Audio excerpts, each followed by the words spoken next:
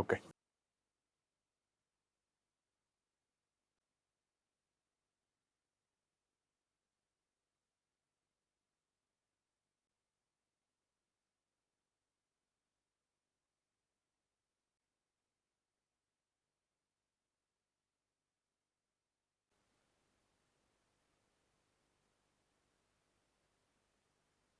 Campus rent కంటే నా Guntur campus rent ఎక్కువ.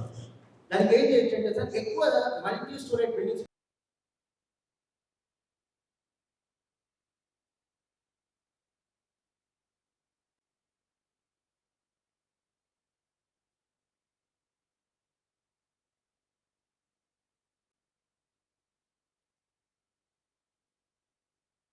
ఇవ్వగలుగుతున్నారంటే వాళ్ళు 12 ఫ్లోర్స్ 10 ఫ్లోర్స్ చాలా కామన్గా ఉంటాయి అక్కడ. ఇక్కడ వచ్చేసరికి 4 ఫ్లోర్స్ 5 ఫ్లోర్స్ మ్యాక్సిమం. అది కాస్త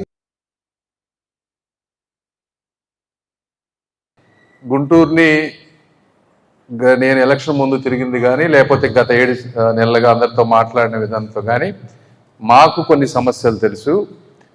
అవేంటి అవన్నీ ఫిక్స్ చేస్తూ వస్తూ ఉన్నాం 1 by 1. ఇప్పుడు మీరు చూసుకుంటా వస్తే ఒక 3 బ్రిడ్జెస్ మనం ఫైనల్కి తీసుకొచ్చాం. ఇంకొకటి నంది వెలుగు ఇన్కంప్లీట్ బ్రిడ్జ్ ఉంది, అది కూడా ఒక 3-4 వీక్స్లో దానికి కూడా శాంక్షన్ వస్తుంది. అది కూడా అయిపోతే 4 అవుతాయి. తర్వాత శ్యామలా నగర్ బ్రిడ్జ్ ఉంది. ఈ ఇయర్ బడ్జెట్లో ఎప్పుడు ఏ ప్రాంతానికి ఒక సిటీకి ఒక 1 ఇయర్ బ్రిడ్జ్ ఇన్ని రాలేదు కాబట్టి వాళ్ళు ఇవ్వలేమని చెప్పారు. నెక్స్ట్ ఇయర్ బడ్జెట్లో శ్యామలా నగర్ కూడా తీసుకొచ్చే విధంగా చేస్తాం. బ్రిడ్జెస్ అయిపోతాయి.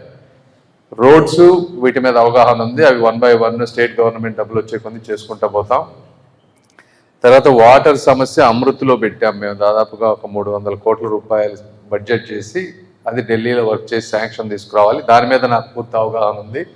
వాటర్ గురించి సస్టైనబుల్గా కృష్ణా నది నుంచి పైప్ లైన్లు వేసుకొని వచ్చి ఎంత చేయటం ఎలా అనే దాని మీద చూస్తున్నాం. దాని మీద కూడా నాకు ఒక మంచి అవగాహన ఉంది కాబట్టి దాని గురించి కూడా మనం మాట్లాడాల్సిన అవసరం లేదు. తర్వాత అండర్ గ్రౌండ్ డ్రైనేజ్ మీద కూడా తెలుగుదేశం గవర్నమెంట్ ఉన్నప్పుడు మనకు 500 కోట్లు సెంట్రల్ గవర్నమెంట్ నుంచి వచ్చినాయి. స్టేట్ గవర్నమెంట్ 400 కోట్లు పెట్టి మ్యాచ్ చేసి 900 కోట్లతోటి అండర్ గ్రౌండ్ చేయాల్సి వస్తే అప్పుడు 350 కోట్లు ఖర్చు పెట్టారు. తర్వాత గవర్నమెంట్ మారిపోయింది. ఆ మిగిలిన 100-150 కోట్ల కాంట్రాక్టర్కి ఇవ్వలేదు, అది వర్క్ కంప్లీట్ అవ్వలేదు, స్టేట్ దగ్గర డబ్బులు లేక అది ఆగిపోయింది. సో దానికి ఏం చేయాలనేది ఒక పెండింగ్ ఇష్యూ, అది ఇంకా ఫైనల్ అవ్వలేదు. దాని మీద కూడా నాకు అవగాహన ఉంది. దాని గురించి కూడా అన్లెస్ మీరు ఏదైనా వాల్యూ యాడ్ క్రియేట్ చేస్తే తప్పించి దాని గురించి కూడా అవసరం లేదు. అవి కాకుండా క్లీనింగ్, సిటీ అంతా క్లీనింగ్ అనే దాని మీద ట్రాక్టర్ లేకపోవటం, వెహికల్స్ లేకపోవటం, సఫిషియెంట్ పీపుల్ లేకపోవటం, ఉన్న పీపుల్ని ఎఫిషియెంట్గా వాడుకోలేకపోవటం, ఇవన్నీ ఉన్నాయి. కాంట్రాక్ట్ అన్ని ప్రతి వాటికి కూడా ఒక ట్రాక్టర్ వచ్చే విధంగా లీజుకి తీసుకునే విధంగా చేసాము. తర్వాత పాడైపోయిన వాహనాలన్నింటినీ కూడా రిపేర్ చేపిస్తూ ఉన్నాము, పుష్కాట్లు తీసుకొస్తా ఉన్నాము.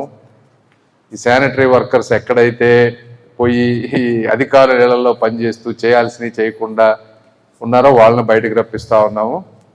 సో దాని మీద కూడా కొంచెం స్లో అవుతుంది కానీ బట్ ఒక అవగాహన ఉంది నాకు. దాంట్లో ఏదన్నా మీరు అడిషనల్ వాల్యూ క్రియేట్ చేస్తారంటే చెప్పండి. ఇవి కాకుండా సిటీలో అన్ని ఏరియాల్లో ఈ రోజున వీడియో కెమెరాస్ పెడతా ఉన్నాము. అన్ని సిగ్నల్స్ అన్నిటి దగ్గర కూడా ఆగిపోయిన పాడైపోయిన లైట్స్ అన్నీ కూడా తీసుకొస్తాము. ట్రాఫిక్ సమస్య కూడా వాటిని కూడా వర్క్ చేస్తూ ఉన్నాం. ఆ 2 ఇవి కాకుండా పార్కుల్ని ప్లాన్ చేస్తూ ఉన్నాం. ఇప్పుడు మొన్న కందుల సుబ్బారావు గారు గోరంట్ల పార్కు ఆయనకి అప్పచెప్పేస్తే ఆయన వారి కుటుంబంలో ఎవరో చనిపోయారు, వాళ్ళ బ్రదరు, వాళ్ళ జ్ఞాపకార్థం అదంతా టేకప్ చేసుకొని మంచి డిజైన్స్ తీసుకొచ్చి చూపించారు. అట్లా పార్కులు ఎవరైనా తీసుకునే వాళ్ళు ఉంటే వాళ్ళకి అప్పచెప్తాం అనేది ఒకటి చేస్తే వాళ్ళు నీట్గా మెయింటైన్ చేసి ఇస్తారనేది. అందులో అలాంటి వాటిలో ఎవరన్నా పార్కులు తీసుకొని చేసేవాళ్ళు ఉంటే కొంచెం చెప్పండి, అది ఒక ఇన్పుట్ కావాలి. అదేవిధంగా మీరు తులసి రామచంద్ర ప్రభు గారు ఉంటే ఆయన మన గుంటూరులో ఆగిపోయిన సర్వీస్ బ్లాక్స్ ఆయన దాదాపుగా 7 కోట్లు కానీ 10 కోట్లు కానీ ఎంత అయితే ఎంత ఆయన కట్టిస్తా అన్నారు. దానికి గవర్నమెంట్ నుంచి జీవోలు తీసుకొచ్చి అవన్నీ ముందుకు నడిపించి స్టార్ట్ చేయబోతా ఉన్నాం. జీజీహెచ్ ఇంత ముందు మీద కొద్దిగా బెటర్ అయింది, ఇంకా బెటర్ అవ్వాల్సిన అవసరం ఉంది. ఇవి కాకుండా మానస సరోవరం ఒకటి ఉంది, దాన్ని కూడా త్వరలో దాన్ని ఏం చేయాలనేది చూస్తాం. సో ఇవి కాకుండా నేను కూడా ఎప్పటి నుంచో అంటే నేను ఎక్కడెక్కడ ఉంటే అక్కడ ఆ ప్రాంతానికి ఏదో ఒకటి మేలు చేసుకుంటా పోతాం. మీరు చూస్తే నేను కూడా సరే రాజకీయాల్లోకి వచ్చినప్పటి నుంచి మీకు తెలిసే ఉంటుంది, మా దగ్గర ఎక్కడ కూడా ₹1 కూడా అవినీతి ఉండదు. నెలకి 50 లక్షలు ఖర్చు అవ్వచ్చు, 1 crore ఖర్చు అయినా నా పర్సనల్, మాకు దాదాపు 20 మంది ఫుల్ టైం స్టాఫ్ ఉంటారు ఇక్కడ ఆఫీస్లో. మరి మొన్న వరదలు వచ్చినప్పుడు ₹1 నేను కూడా సీఎం రిలీఫ్ ఫండ్కి ఇచ్చాను. అవి కాకుండా ఒక 40-50 లక్షల రూపాయల దుప్పట్లు కానీ లేకపోతే నిత్యావసర వస్తువులు కానీ ఇవన్నీ కూడా ఆ రోజు చేసాం. ఇవి కాకుండా డైలీ మాకు 100 మంది ఫైనాన్షియల్ అసిస్టెన్స్ కోసం వస్తూ ఉంటారు, హెల్త్ గురించి కానీ స్కూల్స్ గురించి కానీ వేరే వాటిలో జెన్యూన్ అనుకున్న వాటికి సాధ్యమైనవన్నీ చేసుకుంటా పోతాం. అవన్నీ కూడా బయటకు చెప్పేవి కాదు. మీరు ఎలా చేస్తూ ఉన్నారో మీకు తెలుసు, రాజకీయాలు ఈరోజు ఎంత ఎక్స్పెన్సివ్ అయిపోయినాయి ఏంటి అనేది. మళ్ళీ ఎన్ని చేసినా మళ్ళీ ఎలక్షన్ ఓటు అనేటప్పటికీ పరిస్థితి షరామామూలే.